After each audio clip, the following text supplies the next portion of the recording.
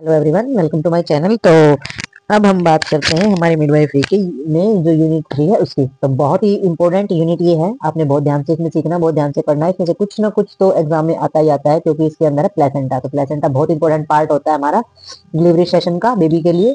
Baby के जो nurture करने की जो चीजें होती हैं, बेबी को न्यूट्रिशन देने की जो चीजें होती हैं, तो प्लेसेंटा बहुत इंपॉर्टेंट पार्ट रोल अदा करता है प्रेगनेंसी के अंदर।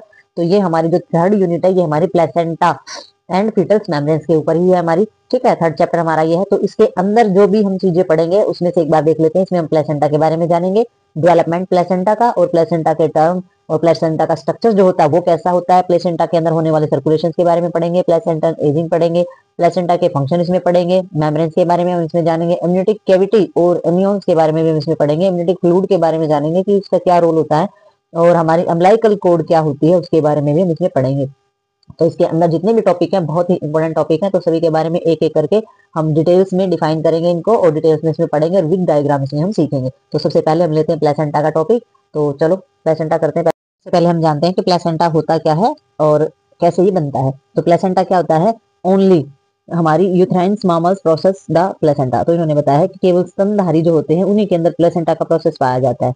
ठीक है, जो स्तनधारी जीव होते हैं, जो प्रजनन क्रिया करते हैं, तभी प्लेसेंटा जो है उन्हीं के अंदर पाया जाता है। The human placenta is discoid because of the shape of haemo, जो हमारी haemochorials, because of the direct contact of the chorions. तो इन्होंने बताया है कि जो ह्यूमंस के अंदर यानी कि ह्यूमन प्लेसेंटा जो होती है वो डिस्कॉइड्स होती है बिकॉज ऑफ द शेप। जैसे कि यूट्राइन्स की शेप होती है ना, वैसे डिस्क के शेप की होती है। जैसे कि ऐसे यूट्राइन का जो हिस्सा होता है इस तरीके से होता है, तो उसमें जो हमारी प्लेसेंटा होती है उसकी भी शेप ऐसी ही होती है। तो इन्होंने बताया है जो हमारी हीमोकोरियंस जो होती है because of the direct contact, क्योंकि इसका जो डायरेक्ट जो कनेक्शन जो हमारा होता है वो कोरियन से होता है, मैटरनल ब्लड के साथ होता है। ठीक है, लैब्रेथिन्स जो होती है बहुत ही कॉम्प्लेक्स होती है, बहुत ही जटिल होती है, और वो एनलार्जमेंट यानी कि जुड़ी हुई होती है हमारी जो हमारी इंटर जो विलियस जो विलाइज होती हैं, अंदर की जो विलाइज होती हैं उनके जो स्पेस होते हैं उनके साथ ही जुड़ी हुई होती हैं। और जो हमारा deciduate because some maternal tissues is shed at the partition. तो इन्होंने बताया जब डेसीडुआ जो है, जब डेसीडुएट जो होता है, जो डिस्ट्रॉय होता है, जब वो टूटती है जो लेयर, तो उसमें क्या हो जाता है, जो मैटरनल टिश्यूज होते हैं, बहुत सारे जो टिश्यूज होते हैं वो सेड हो जाते हैं यानी कि गिर जाते हैं।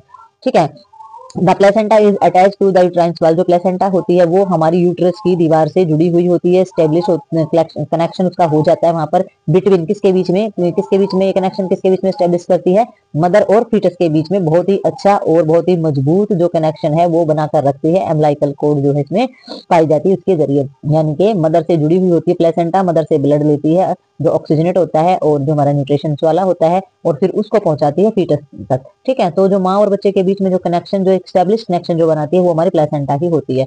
ठीक है, और प्लेसेंटा हमारी यूट्रस के अंदर दिखती कैसी है वो हम समझते हैं डायग्राम के अंदर। ये कि जो हमारी प्लेसेंटा होती है उसका डेवलपमेंट जो है वो कैसे होता है। ठीक है, तो इसमें हम बड़ी आसानी से समझेंगे कि जो placenta is development from the two sources.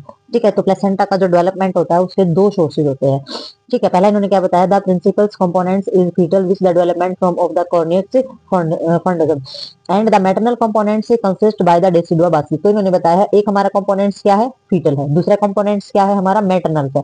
ठीक है, तो इसमें जो फीटल से जो हमारा जो भ्रूण होता है उसमें जो कंपोनेंट्स होता है वो किसके द्वारा बनाया जाता है, उसका जो डेवलपमेंट होता है किसके द्वारा होता है, कॉर्निक से फंडजन के द्वारा होता है। जो मैटरनल कंपोनेंट्स है वो हमारा कंसिस्ट किया जाता है डेसिडुआ बासिस के द्वारा। तो डेवलपमेंट दो चीजों से हुआ, एक तो भ्रूण का डेवलपमेंट हो रहा है, एक जो मैटरनल कंपोनेंट्स है उसका हो रहा है। तो एक तो कॉर्निक फंडजन की वजह से हो रहा है फीटल का, तो और मैटरनल हो रहा है हमारा डेसिडुआ बासिस से। तो ये दोनों ही चीज जो है डेवलपमेंट करती है, दो सोर्सेज दो चीजों को कंप्लीट करती हैं और उसको डेवलप करने में हेल्प करती हैं। तो आगे हम इसमें डायग्राम में देखते हैं कि जो हमारा प्लेसेंटा होती है उसका किस तरीके से ग्रो करती है वो।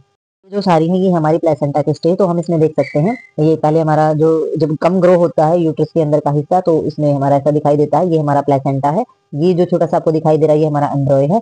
ये जो इसके साइड में है ये हमारा एमनियोटिक फ्लूइड है, और ये हमारी कॉर्निक कैविटीज है जो हमारी बाहर से पाई जाती है, और ये यूट्राइन्स कैविटी है हमारी, और ये हमारा जो बाहर का जो हिस्सा ये हमारा डेसिडुआ पेरिटल्स है।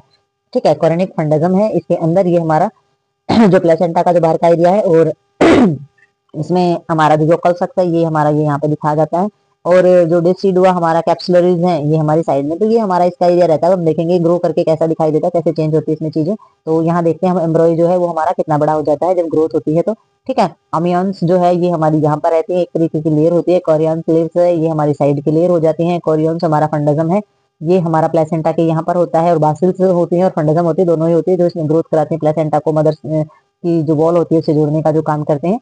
ठीक है। तो आप देख सकते हैं इसमें जो इम्यूनिटिक फ्लूइड है वो भी हमारा बढ़ गया है, जो कि बेबी को न्यूट्रिशन देने का भी काम करता है, प्रोटेक्शन भी देता है। ठीक है। तो नेक्स्ट में हम देखते हैं, इसमें हमारा दिखाया गया है कि जो हमारी चीजें वो कितनी बढ़ गई है। हमारा प्लेसेंटा का एरिया है सारा का सारा, ये इम्यूनिटिक फ्लूइड है जो बहुत ज्यादा बढ़ गया है। आप देख सकते हैं बेबी के जो ऑर्गन्स वगैरह हैं वो अच्छे से दिखाई दे रहे हैं।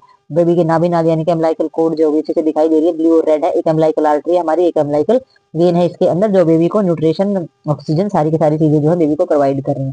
ठीक है। तो ये हमारा जो डेसिडुआ या पैरेटल से कैप्सुलर्स हैं ये हमारी साइड में हो जाती हैं, और ये हमारा भ्रूण जो है ये ग्रोथ करता है। और ग्रोथ किसे करता है? जो प्लेसेंटा मदर से लेती है ऑक्सीजन और न्यूट्रिशन वाला ब्लड, और फिर करती है सप्लाई बेबी के अंदर जो हमारी अम्बिलिकल वेन होती है उसके जरिए। ठीक है। फिर अम्बिलिकल आर्टरी के द्वारा बेबी का जितना भी वेस्ट होता है और जो डीऑक्सीजनेट ब्लड होता है वो अम्बिलिकल आर्टरी के द्वारा बेबी का जो होता है वो फिर से प्लेसेंटा के अंदर छोड़ दिया जाता है, और मदर से फिर से दोबारा से हमारा अम्बिलिकल वेन के जरिए लिया जाता है।